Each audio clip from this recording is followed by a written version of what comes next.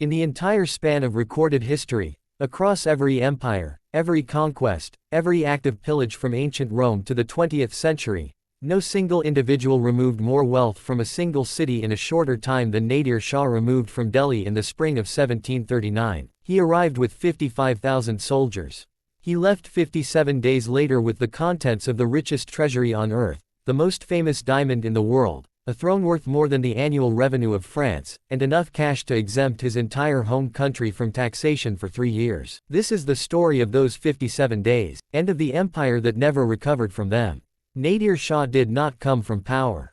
He was born into poverty in the Khorasan region of Persia around 1688, the son of a fur coat maker. He was captured by Uzbek raiders as a young man and spent years as a slave before escaping. He built a military reputation through sheer tactical brilliance and personal courage, rising through the fractured Persian political landscape until he had reunified a country in chaos since the Afghan invasion of 1722. By 1736 he was Shah of Persia.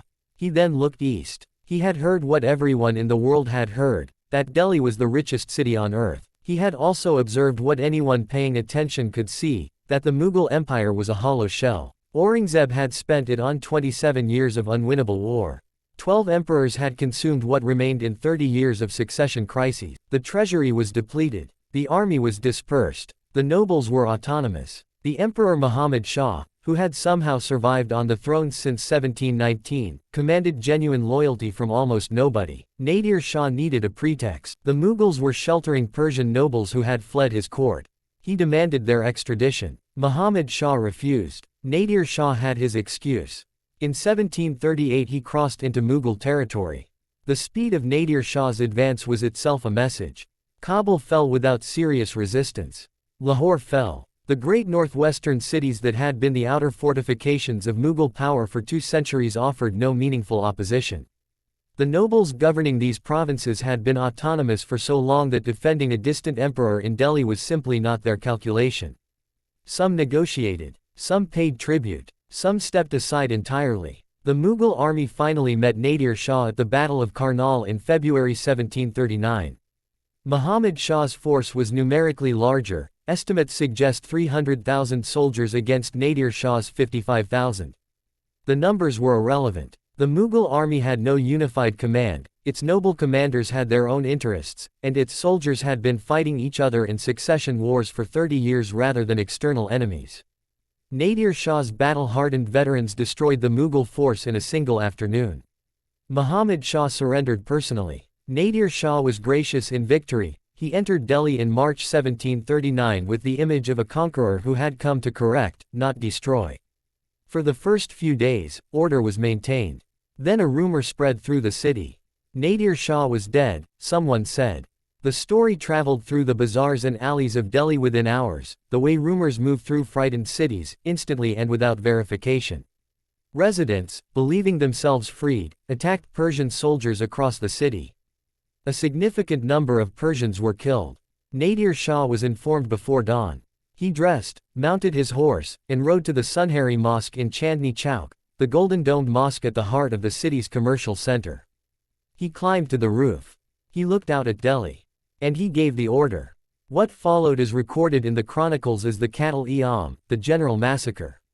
Persian soldiers moved through the city's neighborhoods with systematic violence. The killing lasted approximately 6 hours. Between 20,000 and 30,000 civilians died, merchants, craftsmen, scholars, the ordinary population of one of the world's great cities. The carnage stopped only when the city's leading religious scholar threw himself at Nadir Shah's feet, weeping, begging for mercy. Nadir Shah looked at him for a long moment. Then he sheathed his sword and ordered the killing to stop. As if a switch had been turned.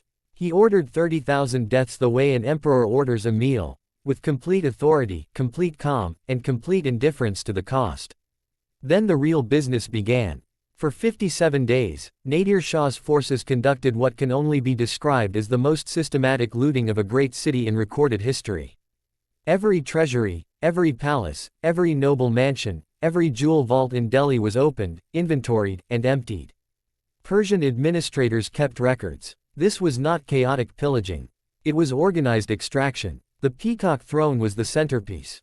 Built by Shah Jahan over 7 years, encrusted with over 1,000 kilograms of gold and 230 kilograms of precious stones, rubies, emeralds, diamonds, pearls, it was the single most valuable object in the world. Nadir Shah had it disassembled and packed for transport to Persia. The throne that had seated the greatest Mughal emperors for a century left Delhi on the backs of elephants, heading west. It never returned. The Koh-i-Noor diamond was taken next. The stone had been in Mughal possession since Babur's conquest in 1526. It was reportedly hidden by Muhammad Shah himself, sewn into his turban. Nadir Shah invited the defeated emperor to a ceremonial exchange of turbans, a traditional gesture of brotherhood between rulers. Muhammad Shah could not refuse without revealing the hiding place. He handed over the turban. Nadir Shah unwrapped it, found the diamond, and reportedly exclaimed, "Koh-i-Noor, Mountain of Light." The name stayed with the stone. It traveled from Nadir Shah to Afghan rulers, then to the Sikh Empire, and finally to the British Crown Jewels in London, where it sits today. Beyond the throne and the diamond, the cash.